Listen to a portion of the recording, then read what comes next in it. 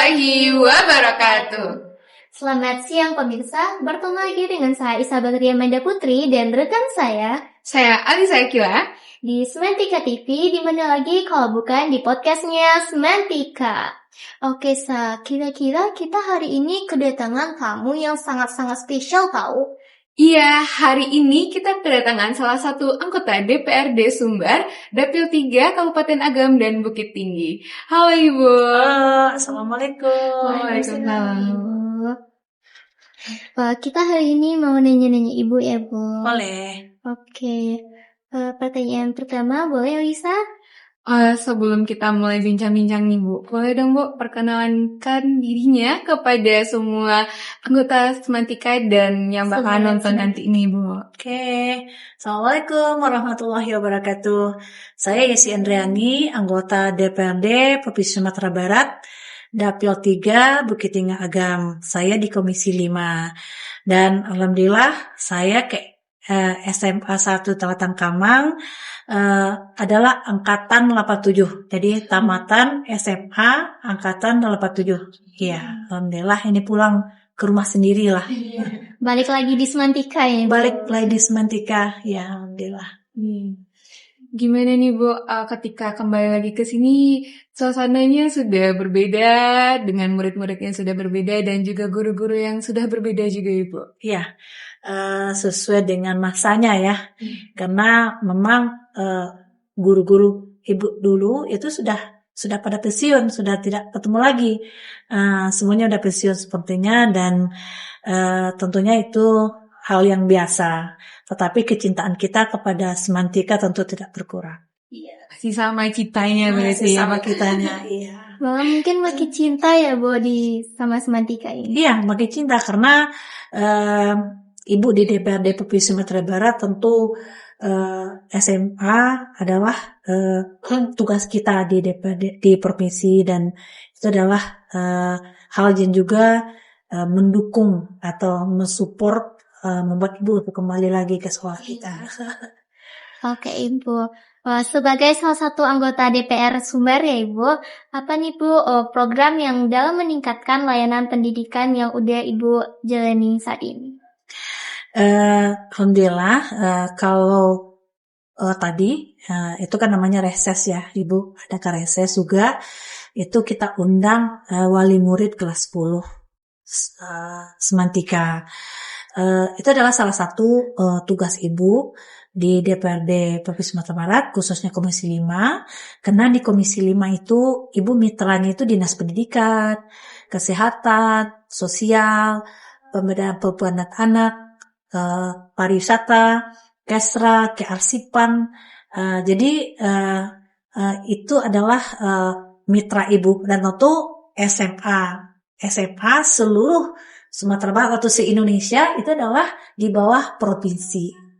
Di provinsi. Jadi ini adalah tugas dan wewenang kami sebenarnya, bagaimana sekolah-sekolah yang ada itu menjadi pantauan dari kami, apakah sarana dan prasarananya, sistem belajarnya, dan semua hal agar kita bisa melahirkan anak-anak bangsa yang berkualitas di masa depan. Dengan adanya program ini nih Bu, gimana Bu tanggapan Ibu melihat pola pendidikan yang tentunya sudah jauh berbeda dari zaman Ibu hingga kami menjadi anak SMA juga sekarang ini? Iya, jadi Ibu sebenarnya merasa yang pertama bangga ya dengan kemajuan sekolah kita. Tadi Bapak Kepala Sekolah menyampaikan banyaknya prestasi-prestasi yang sudah dicapai oleh SMA kita. Alhamdulillah ya. Dan tentunya kita harus tetap mensupport untuk lebih baik lagi. Dan alhamdulillah untuk tahun ini sekolah kita juga sudah bisa menembus bisa ke perguruan tinggi yang ada di salah satu yang favorit favorit ya di UI, karena kalau nggak salah sudah beberapa tahun terakhir tidak ada. Jadi awal tahun 2000 kalau nggak salah 2025 ini ibu berkunjung ke sini, dan itu juga menjadi persoalan bagi kepala sekolah dan sangat khawatir beliau.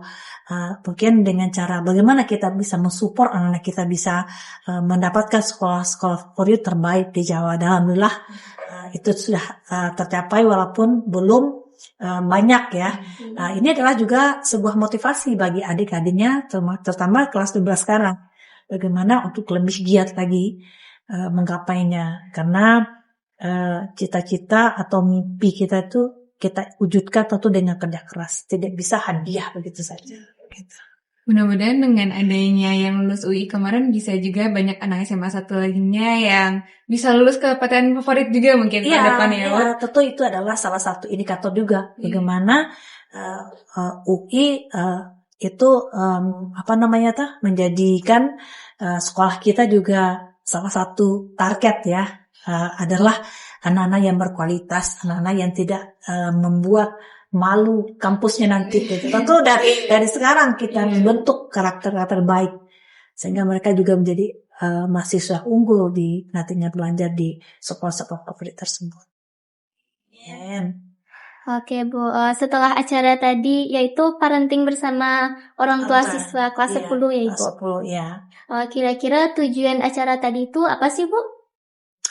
Jadi tujuannya Ibu memberikan informasi kepada orang tua dari anak-anak kelas 10 bagaimana mempersiapkan anak-anak kelas 10 untuk masa depan mereka. Tentunya tidak bisa pendidikan itu diserahkan ke sekolah saja, tetapi kedua orang tua juga harus ikut serta. Bagaimana untuk supaya cita-cita anak-anak mereka atau anak-anak kelas 10 itu sampai tentu itu tidak lepas dari kerjasama antara orang tua dengan guru di sekolah. Ibu menyampaikan asuhlah anaknya dengan baik, koneksikan terus orang tua dengan anak dimanapun berada. Kemudian juga ibu mengingatkan agar memonitor perilaku-perilaku yang tidak baik yang akan merusak masa depan daripada anak-anak kita, ada anak-anak kelas 10 ya khususnya yang anak tadi. Itu diingatkan karena masa depan anak-anak juga kalian berdua semua itu tergantung kita gitu. Orang tua kita sudah maksimal, tentu kita lagi yang harus bersemangat, berjuang dan akhirnya impian dan cita-cita kita bisa tercapai. Iya. Apalagi pendidikan anak pertama itu dari orang tuanya. Iya. Jadi bagaimanapun sekolah hebatnya, mendidik seorang anak IQ-nya bagus, sekolahnya juga mendidik dengan baik. Tetapi kalau kedua orang tua dari rumah tidak mendidik dengan baik, tidak melakukan 8 fungsi keluarga di rumahnya, tentu anak-anak tersebut akan menjadi anak yang tercederai masa depannya. Karena 8 fungsi keluarga itu, yang pertama adalah di keluarga itu harus ada fungsi agama. Fungsi agama di keluarga. Jadi berarti kedua orang tua harus menjadi role model dalam pemahaman beragama bagi anak-anaknya. Jadi kalau agamanya sudah baik, tentu mereka akan berakhlak baik. Jadi tidak berarti anak pintar itu akan sukses kalau tanpa akhlak yang baik. Jadi tentu itu adalah ditanamkan dari keluarga, dari kedua orang tua. Kemudian mereka titipkan anak-anak mereka di sekolah. Tentu itu adalah tugas guru lagi. Tetapi yang intinya harus kedua orang tua lah yang menjadi role model pemahaman beragama yang baik. Kemudian keluarga fungsi kesehatan. Bagaimana kesehatan anak-anak juga harus terpenuhi. Bagaimana anak-anak tidak kurang gizi, tidak stunting yang menjadi viral ya di Indonesia. Ada anak yang kurang gizi seperti Anda berdua. Bagaimana tidak hanya menjaga body, tapi juga gizinya diperhatikan. Ya kan kadang-kadang mau diet ya, tetapi tidak memperhatikan gizi yang baik.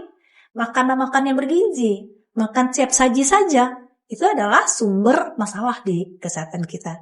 Jadi itu juga hal yang sangat penting. Kemudian keluarga itu fungsi pendidikan seperti sekarang ini. Jadi bagaimana di keluarga itu juga fungsi pendidikan itu adalah nomor 1. Memang banyak orang sukses tidak sekolah, ada. Tetapi akan lebih sukses apabila menempuh jalur pendidikan. Bagaimana orang tua mensupport anak-anak ini menjadi anak-anak yang berpendidikan, anak yang bersekolah dengan baik, dan tentunya sampai akhirnya cita-cita mereka. Kemudian keluarga itu adalah fungsi sosial. Jadi anak-anak tidak hanya fungsi sosial itu tidak hanya didapatkan di luar, tapi itu dari sekolah, dari rumah awalnya. Bagaimana bersosial antara keluarga, antara adik kakak, dengan orang tua, dengan tetangga. Kita adalah makhluk sosial kan. Jadi keluarga itu adalah fungsi sosial. Bagaimana kita membantu yang lemah, itu adalah keluarga fungsi sosial. Jadi kalau seandainya seorang anak keluar dari rumahnya tidak peduli, cuek, kemudian bermain HP tanpa peduli orang tua, orang lain gitu ya, kemudian tidak adab, nah itu kan fungsi sosial di rumahnya tidak jalan. Seperti itu. Jadi ada 8 fungsi. Menurut Bapak Fazli Jalal, keluarga itu ada 8 fungsi. Ada fungsi budaya. Bagaimana budaya kita itu ada. Seperti orang Minang, ada bahasa Sara bahasa di kita buah. Jadi, bagaimana sumbang do baleh? Tahu kan? Sumbang do baleh itu kan bagaimana sumbang duduk, sumbang berbicara, sumbang berpakaian, sumbang berjalan, itu harus ada. Gitu. Jadi, itu fungsi dari keluarga. Awalnya pasti dari keluarga. Gitu. Jadi banyak hal yang perlu kita dudukkan kembali fungsi-fungsi keluarga tersebut. Kalau di rumah kita fungsi itu sudah jalan, insya Allah Ananda kalau sudah dididik dari 0 sampai umur 18 dengan cara baik, insya Allah kedua orang tuanya akan selamat di 18 tahun ke depan. Amin. Berarti ini bukan cuma tentang pendidikan formal berarti ya Bu, harus non formal dari keluarga dan lingkungan juga untuk anak-anak. Iya, berarti ya? jadi memang anak-anak itu kan memang dari keluarga dulu semuanya. Semuanya dari keluarga dulu. Memang karakter pertama itu yang akan menghitamkan, yang akan memutihkan seorang yang adalah kedua orang tuanya. Orang tua lah yang menjadi role model bagi anak-anak mereka. Berarti pembahasan tadi tuh sangat harus menyentuh hati para orang tua banget nih tadi ya. Iya, insya Allah benar-benar bermanfaat ya. Karena kalian semua adalah aset bangsa. Kalian semua bukannya aset kedua orang tua saja, tetapi aset dari keluarga besar, aset dari daerah kalian, aset dari bangsa Indonesia. Karena aset terbaik itu adalah sumber daya manusia yang hebat. Aset itu tidak hanya gedung bertingkat, tidak hanya uang banyak, tapi adalah seorang anak yang nantinya berhasil dan menjadikan, dan akhirnya di 2045 itu adalah kalian yang akan menikmati Indonesia emas. Amin, Insya Allah. Aduh, gimana kan udah dari DPR udah ada programnya nih Bu. Nah, sebagai alumni lagi nih Bu, alumni dari sekolah tercinta kita nih Bu. Apa sih Bu program alumni yang dapat membantu siswa-siswi mungkin seperti beasiswa dan lainnya nih Bu? Iya, jadi insya Allah kalau tidak salah alumni kita kan punya program membantu dari alumni kita yang selesai terutama dari hasil semantika masuk ke perguruan tinggi. Jadi tentunya bagi yang tidak mampu, yang kurang mampu, dan mereka dapat di perguruan tinggi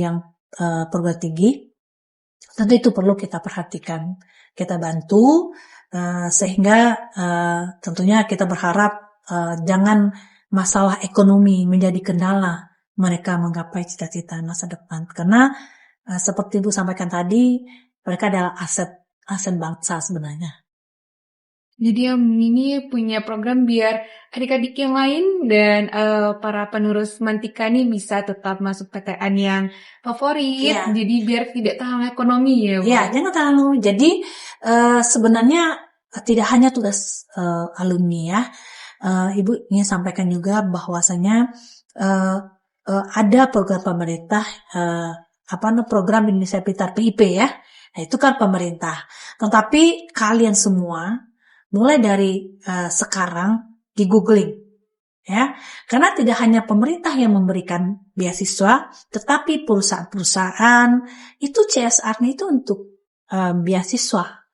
Dan 2010 kalau masalah sepupunya suami Ibu, sepupunya Pak Ramlan, anaknya itu mendapatkan beasiswa dari kalau nggak salah Bank Lipo Bank kalau nggak salah, itu bukan di SMA, bukan di perguruan tinggi negeri, dia ambil di BINUS, di swasta.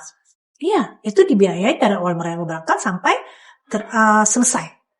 Tetapi tentu ada syarat-syarat yang harus kita penuhi. Jadi jangan kita menganggap kita mampu, terus orang tua kita tidak mampu membiayai. Kita mampu ya dari segi kemampuan otak kita, kita bisa menembus perguruan tinggi terbaik misalnya. Tetapi karena orang tua kurang mampu ekonominya, kita akhirnya mengambil yang cuman ya dekat-dekat aja lah gitu.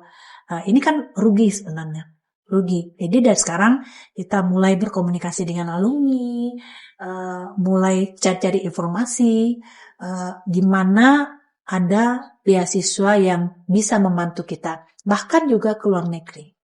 Bisa keluar negeri. LPDP, ada beasiswa LPDP itu bisa ke luar negeri, bisa dalam negeri. Jadi ada sepupu ibu, anaknya tamat kimia Unri, kerja di Jakarta 2 tahun, akhirnya dia googling, dapat beasiswa dari perusahaan minyak terbaik dunia lah, dapat kuliah S2-nya di Eropa Timur nggak salah, di mana lah waktu itu.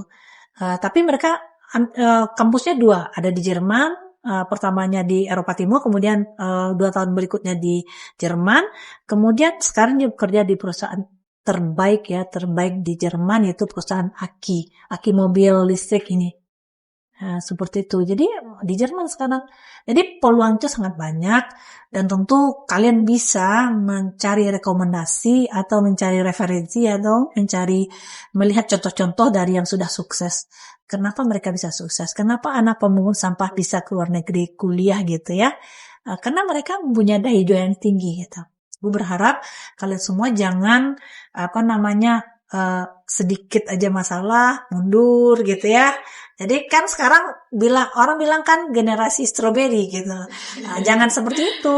Karena orang-orang sukses itu juga mengalami banyak masalah dalam hidupnya, banyak kendala. Tapi mereka bangkit lagi, coba lagi. Sehingga akhirnya Allah meridoi dan akhirnya mendapatkan apa yang mereka impikan. Tapi kalau kalian sekali saja ikut sudah mundur, akhirnya ya masa depannya juga jadi tidak baik ya. Seperti itu. Jadi kita harus mentalnya udah siap untuk menghadapi segala tantangan sebelum masuk PTN nih. Ya, harus siap. Dan banyak lagi masalah yang akan kalian hadapi di masa yang akan datang. Banyak. Bukan hanya dari teman, bukan hanya di sekolah, dari teman juga, lingkungan juga, keluarga juga. Tetapi bagaimana kita bisa menyikapi itu semua. Kuncinya lakukan yang terbaik. Maksudnya ikutilah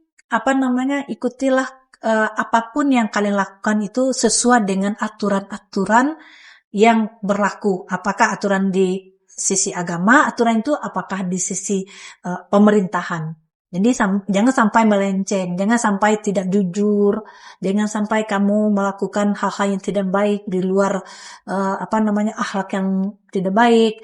Sepanjang hal baik selalu kalian lakukan, insya Allah hal yang tidak baik yang pernah kalian lakukan itu akan terimpit, akan hilang, akan musnah. Hal yang baik itu yang akan mengantar kalian menjadi orang yang sukses. Amin. Oke nih Bu, sebelum menuju ke pertanyaan terakhir, harapan untuk Semantika SMA tercinta kita nih apa nih Bu? Tentu Ibu berharap Semantika menjadi sekolah favorit ya, sekolah terbaik di kampung Ibu sendiri, dan berharap anak-anak pinter yang ada di Nagari Koto Tangah atau Celana Kamang ini tidak keluar dari Celana Kamang untuk sekolah di sini, karena Semantika ini adalah sekolah terbaik sebenarnya. Tidak harus kita mencari sekolah di luar daerah kita, agar kampung kita atau daerah kita itu menjadi daerah yang bisa diangkat ya, martabat harkatnya gitu. Tentunya kita berharap ke depan Semantika tetap menjadi sekolah favorit lah anaknya gitu. Baik, Ibu. Ya. Oke, setelah bincang-bincang tentang Semantika sekolah kita tercinta ini, Bu, boleh dong, Bu, satu kata buat Semantika TV, Bu? Oh iya. Eh, Sebelumnya Ibu kasih tahu juga, insya Allah ya dari program Ibu di DPRD Provinsi Sumatera Barat tahun 2026, Ibu sudah anggarkan itu meneruskan ada lokal kita yang masih terbengkalai. Insya Allah 2026 kita lanjutkan sehingga bisa kita pakai, gitu ya. Kemudian satu kata untuk Semantika TV. Semantika TV.